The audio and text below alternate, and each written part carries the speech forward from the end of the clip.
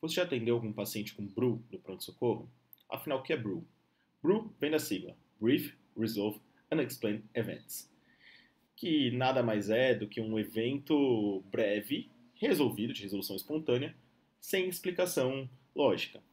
Nos próximos minutos, vou tentar deixar esse diagnóstico um pouquinho mais claro para vocês e quando nós podemos ficar tranquilos. Nós vamos falar do BRU de baixo risco. Me acompanhem aí.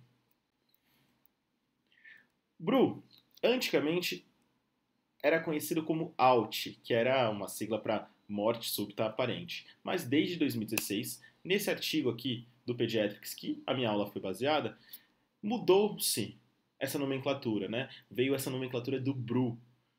Para tirar esse estigma de morte súbita aparente, que nada mais é, o BRU nada mais é do que um evento comum na infância, em crianças menores que 1 ano de idade, que ela tem alguma alteração de tônus, de responsividade, de respiração, e que, na verdade, são eventos que você não precisa se preocupar, não precisaria uma investigação. Na aula de hoje eu vou falar sobre o BRU de baixo risco, que é esse que eu estou falando, que eu não preciso investigar, nem nada. Esse artigo, o escopo dele é para esse BRU de baixo risco. O BRU de alto risco vai ficar para... Posso falando assim? Tá. Já atendeu algum paciente com BRU? Afinal, o que é BRU? BRU vem da sigla Brief, Resolve, Unexplained Events. Antigamente era conhecido como morte súbita aparente do lactente, né, que era o AUT. E desde 2016, essa nomenclatura mudou, tirando todo esse estigma de morte súbita aparente, porque a maior parte são eventos benignos. Então, essa vai ser a ideia da nossa aula de hoje. Apresentar para vocês como diagnosticar o BRU, dando foco para o BRU de baixo risco, que é o paciente que eu vou ficar mais tranquilo e não preciso de nenhuma investigação.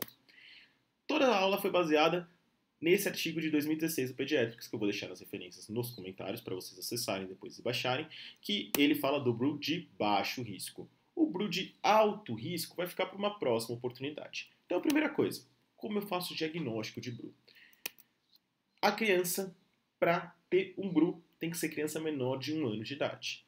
Tá? É um evento desse primeiro ano de vida. Maiores de 1 ano não vão estar inclusos no BRU. E a criança tem que chegar em bom estado geral. O episódio vai acontecer em casa. Quando ela chegar no pronto-socorro, ela tem que estar bem. Bem, sem nenhuma alteração de sinal vital, exame físico, nem nada. Beleza?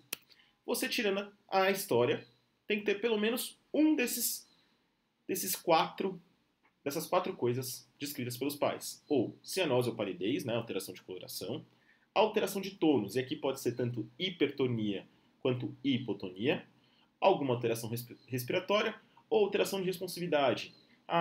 Um rebaixamento de nível de consciência agudo que resolveu espontaneamente. A partir do momento, tendo um desses 4, eu vou fazer história e exame físico completo. Se na história eu achar febre, sintoma respiratório, sintomas gastrointestinais, vômitos, alguma coisa que refira a refluxo, convulsão, qualquer outra coisa do tipo que possa confundir com BRU, não é BRU, gente. Para ser BRU, eu não tem que ser sem explicação. Tem o U, unexplained. Então, não posso achar nenhuma explicação. E, ao mesmo tempo, no exame físico, se eu achar qualquer alteração de sinal vital, uma taquicardia, uma frequência respiratória aumentada, qualquer alteração de exame físico, uma febre, qualquer alteração de exame físico, não caracteriza BRU. Eu saio do escopo do que eu estou falando nesse artigo. Para eu classificar em baixo risco, eu vou falar de crianças acima dos 2 meses. O episódio tem que ter durado menos de 1 minuto. O paciente não pode ter antecedente de prematuridade, tá bom? Prematuridade, na verdade, assim, ele não pode ter nascido menor que 32 semanas. Certo? É 32 semanas para cima, sendo que dessas 32 semanas para cima ele tem que dar com idade gestacional corrigida maior ou igual a 45 semanas. Além disso, o paciente não pode ter sido reanimado por nenhum profissional treinado.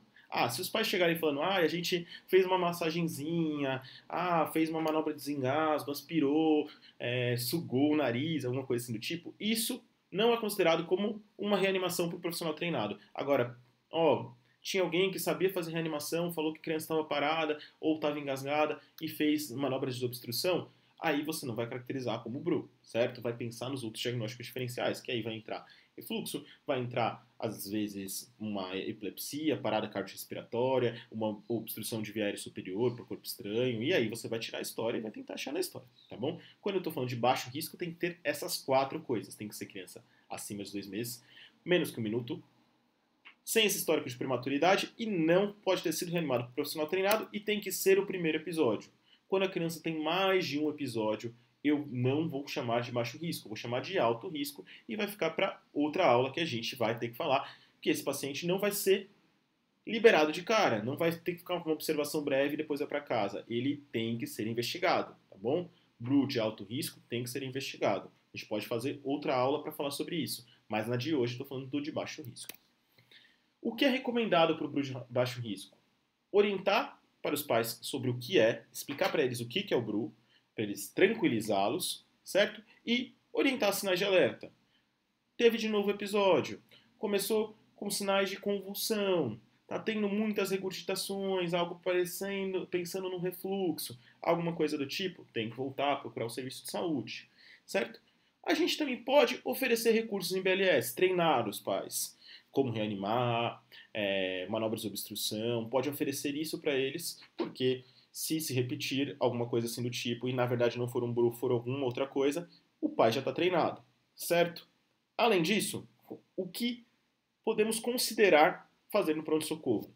Um ECG de 12 derivações, fazer um eletrocardiograma de 12 derivações, para ver se não tem nenhum distúrbio de ritmo, não tem nenhum alargamento de QT, alguma coisa assim do tipo.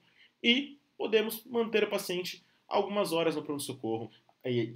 Essa quantidade de horas que esse paciente tem que ficar no pronto-socorro não é muito clara, é até controverso, mas por volta de 4 horas com uma monitorização contínua. Deixar ele com um oxímetro, certo? E fica lá com avaliações breves. Ele fica lá no cantinho, na sua retaguarda, na observação do seu pronto-socorro. De tempos em tempos você vai lá, olha como que ele tá, ficou 4, 6 horas bem, não teve um episódio de novo, você consegue liberar ele com mais tranquilidade.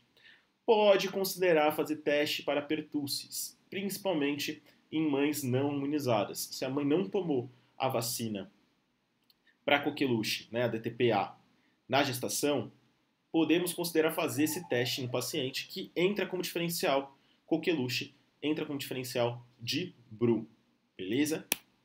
O que não é necessário? Exames laboratoriais. Não é para sair coletando hemograma, perfil metabólico, gasometria, eletrólitos. Não é para sair coletando isso de cara desses pacientes. Pode ser considerado o que você pode fazer assim de bate-pronto. Um destro. Um destro pode ser interessante. Ver a glicemia do paciente, se de ponta de dedo, não é nada invasivo e tal. Pode até ser interessante, mas também não é necessário, não é a coisa primordial. Exames de imagem, tomografia, raio-x, nada disso é necessário nesse momento. Para o BRU de baixo risco, não vou fazer nada disso. Eletroencefalograma também não está incluso. Pesquisa de vírus respiratório, menos ainda. Se você tiver uma epidemiologia muito grande, o paciente tiver algum sintoma respiratório, você pensa, putz, já descartei, não é BRU. Aí pode considerar fazer, mas também não é necessário para paciente que está com BRU de baixo risco, certo? Você não achou nada na história. Investigação para refluxo com exame de imagem também não é necessário, muito menos prescrever medicações empiricamente para refluxo ou anticonvulsivantes, tá bom? Outra coisa que os pais vão perguntar, preciso ficar fazendo monitorização contínua em casa? Não precisa fazer monitorização contínua em casa. Uma aula bem curtinha, só uma apresentação desse artigo para vocês. Espero que tenha ajudado um pouco, deixado um pouco mais claro que no BRU de baixo risco eu posso ficar sossegado, dar uma paz no coração de vocês, tá bom? O BRU de alto risco vai ficar para uma próxima oportunidade. Queria que vocês deixassem nos comentários se vocês gostaram ou não e quais as dúvidas que ficaram para uma próxima. Beleza? Valeu!